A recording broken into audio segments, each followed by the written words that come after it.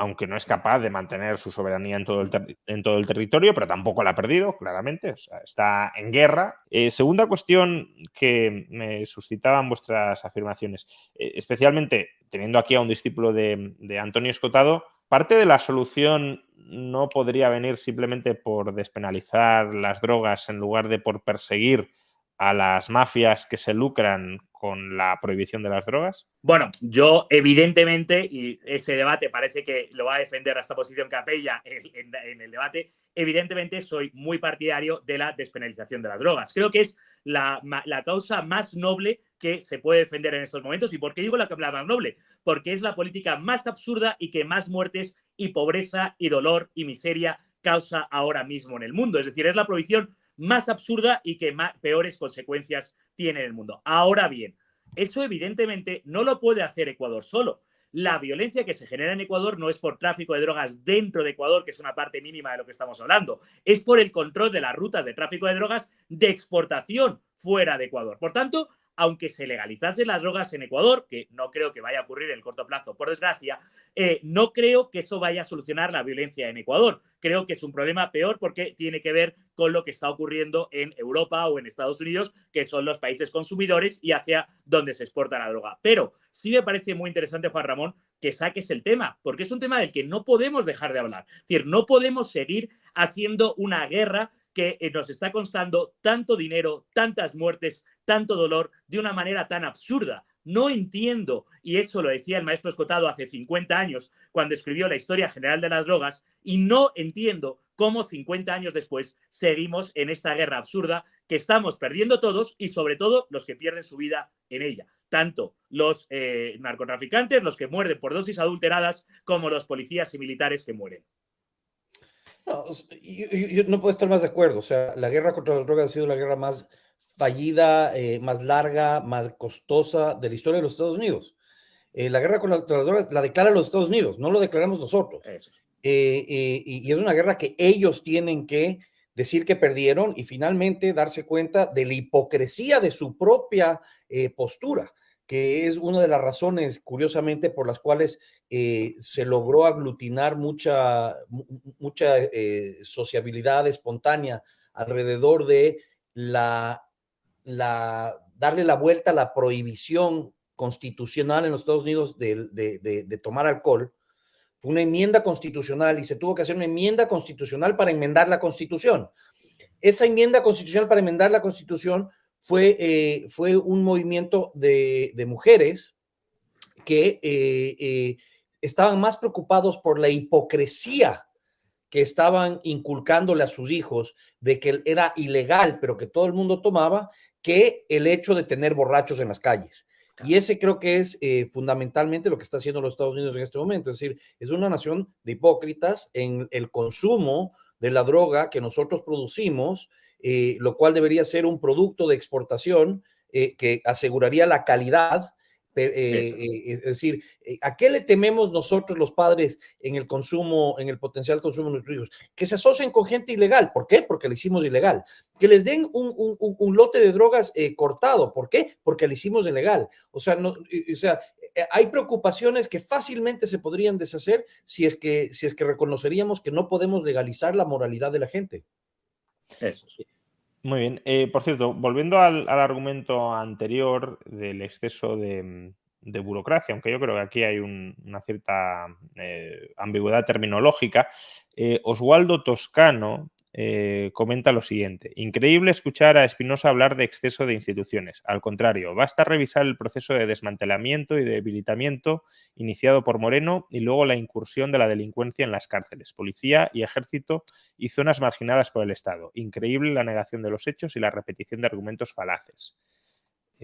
No sé si... Bueno, la verdad es que esta es una respuesta que pues, se puede dar de manera bastante objetiva. Vamos a medir el gasto del Estado y vamos a medir el gasto del Estado sobre PIB. La realidad es que durante el gobierno de Moreno se redujo muy poquito el gasto del Estado con respecto a lo que se aumentó durante el gobierno de Correa, y la realidad es que durante el gobierno de Lasso no se redujo el tamaño del Estado. Por tanto, no es verdad que hubo un neoliberalismo salvaje que pudo reducir el tamaño del Estado. Algunos podríamos estar a favor o podríamos estar en contra y sería un debate muy interesante de si se debería haber producido. Pero no podemos negar los hechos y es que no se produjo. Es verdad, el Estado fue incapaz de tomar el control durante el gobierno de Lasso, de tomar el control de las cárceles. Pero eso no es ausencia del Estado, porque las cárceles existían, los funcionarios de las cárceles existían, las prisiones existían. Ahora, el Estado era incapaz de tomar el control de las cárceles, pero funcionarios de prisiones había decenas y decenas y estaban ahí. Lo que pasa es que el Estado era incapaz. No es que no había institución. La institución cárceles, estoy hablando de institución no en el sentido que dice Zayes, sino en el sentido de algo que existe. La institución cárceles existe. Ahora, el Estado no es capaz de tomar el control de las instituciones, ahora sí, en el sentido de efectividad, y no la podía hacer. Luego, eso no ocurrió. Lo siento, pero es la realidad. Profundicemos en ese punto, ¿no? Es decir, la cárcel, suele decir el profesor Bastos, es probablemente la expresión máxima del Estado, ¿no? Porque encierran a un individuo entre cuatro paredes, lo someten totalmente a la normativa estatal, tienes funcionarios de prisiones y tienes a cuerpos de seguridad que están vigilando continuamente al individuo, y es verdad que con mayor o menor desgracia o con mayor o menor capacidad, todos los estados fracasan a la hora de ser capaces de regular plenamente las cárceles, porque supuestamente las drogas están prohibidas en todas las cárceles y sabemos que hay tráfico de drogas dentro de las cárceles, a pesar de ser, como digo, la expresión máxima de poder del Estado. Es decir, es el totalitarismo, quizá merecido por la delincuencia o los crímenes que hayan cometido los presos, pero es el totalitarismo más absoluto al que se puede someter a un grupo de personas. Pero ¿por qué Ecuador es o ha sido, desde el gobierno de Moreno, según comentaba este espectador, especialmente ineficaz a la hora de mantener el control de las cárceles? Bueno, me permito, creo que hay muchas reflexiones que se pueden hacer.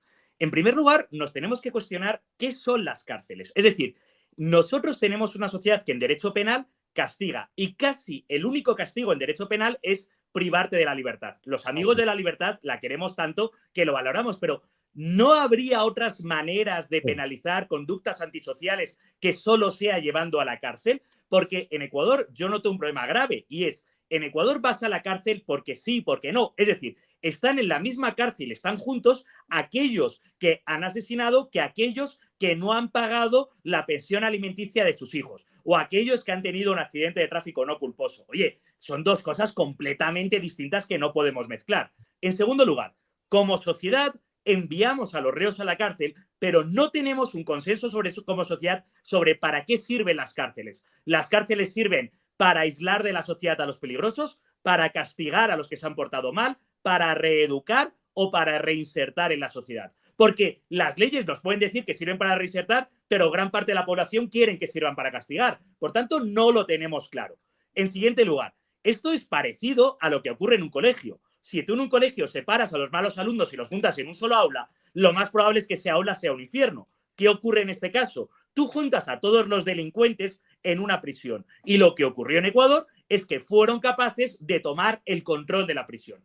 Por muchos motivos. En primer lugar, primero porque como digo, es como juntar a todos los malos, es un cóctel. Claro, pero entiendo que ya se juntaría antes a los malos. Quiero decir, ¿qué cambió en el gobierno de Moreno para que se fuera perdiendo progresivamente ese control? También hay un desincentivo por parte de los funcionarios de prisiones. Cobran poco, están poco formados, tienen un empleo muy duro y casi prefieren hacer la vista gorda porque no va a ocurrir. También los narcos tienen, muchos de los presos tienen mucho dinero, porque evidentemente tienen mucho dinero mal habido, de tal manera que les es relativamente fácil corromper. Y a los que no les corrompen, como las cárceles están cerca de los centros donde están los narcos, pueden influir al entorno de los funcionarios de prisiones y pueden hacerles. Una de las propuestas de Noboa es llevarse las cárceles lejos de los lugares donde están. Luego, había un problema ahí, no de falta de funcionarios, de falta de incentivos, motivación, capacidad técnica, sobre población de las cárceles que estaban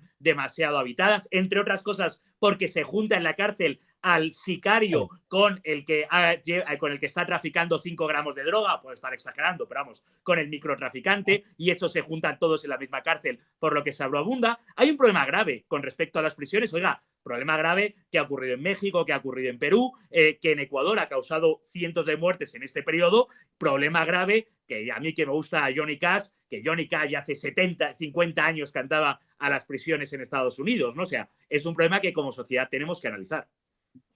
Sí, yo añadiría que creo que aquí el televidente está confundiendo otra vez instituciones, es decir, las instituciones de ladrillo sobran en el país, pero sobran desde el punto de vista que está el SNAI, que es uno de los grandes, que es el servicio de privación de libertad, el que lleva las prisiones en el Ecuador, que está altamente cuestionado en todos estos procesos. Pero bueno, el Estado nunca manifestó ningún control sobre las prisiones eran réditos privados donde se podían coimar a cualquier persona. Acaban de encontrar que en el caso de Brecht habían en una de las prisiones más seguras y violentas del Ecuador, en Cotopaxi, acaban de encontrar toda una estructura que no está ni siquiera en los planos arquitectónicos, que se construyó específicamente mientras estaban presos dentro de la prisión. Se construyó una estructura que no está en los planos arquitectónicos. En el caso, o sea, en el Ecuador o sea, el caso de la desinstitucionalidad, de la honestidad, pero el exceso de instituciones de papel y de ladrillo está absolutamente bien documentado. O sea, te doy otro ejemplo de cómo venía ya los zampones tomándose el Estado. Lazo, una de las primeras cosas que hizo Lazo ante la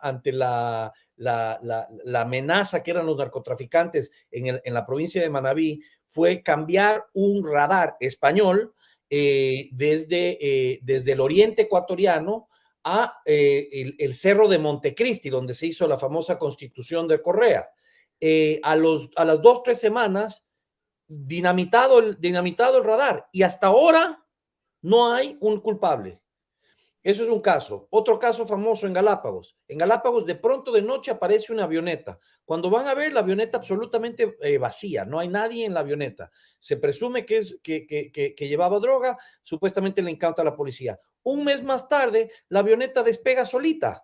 Es decir, el Ecuador es un país donde las instituciones no hay un Estado de derecho institucionalizado. Hayek hablaba de un Estado de Derecho. El Estado de Derecho de Hayek era una institucionalización del respeto a las leyes. A esa institución me refiero yo, el Ecuador. Las instituciones de papel. La Constitución de Montecristi tiene más de 500 artículos. Los reglamentos en el Ecuador son tan ridículos que nadie ni siquiera sabe cómo aplicarlos, al punto que las Cortes Nacional de Justicia, esta otra corte y la otra corte, todas están en pugna ahorita sobre quién es el presidente, sobre quién puede justificar qué. Todo esto es producto de una constitución del 2008 que la hizo Rafael Correa precisamente para concentrar todos los poderes del Estado y poder hacer a sus anchas con el totalitarismo, que ahora que no hay un líder totalitario, está desmoronándose todo lo que es un andamiaje de un país. Entonces, tu pregunta, Juan Ramón, ¿el país es ingobernable? Sí, es ingobernable. ¿Vamos hacia un Estado fallido? Totalmente vamos hacia un Estado fallido. El propio Estado no puede satisfacer ni las necesidades de los seres, de sus ciudadanos,